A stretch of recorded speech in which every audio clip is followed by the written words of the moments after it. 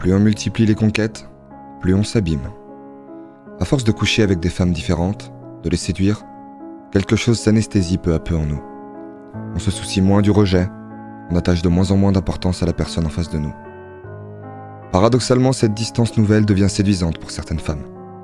On agit avec détachement, avec calme, et ce calme attire. Alors s'installe une boucle étrange.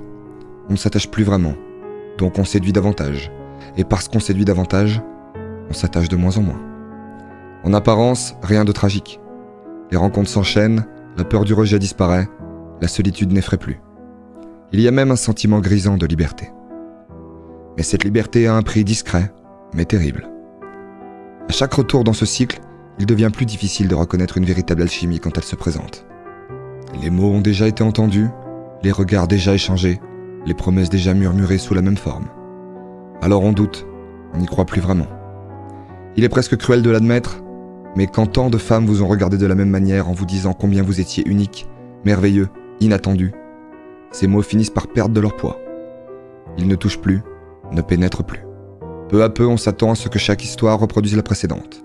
On soupçonne les sentiments d'être moins profonds qu'ils ne le prétendent, et qu'ils soient sincères ou non, peu importe finalement. Car l'histoire s'interrompt avant d'avoir pu le prouver. À force d'exposition et de succès, les schémas deviennent visibles, le mystère s'efface, et l'amour naissant, lentement, cesse d'abord d'être romantique, puis enfin d'exister.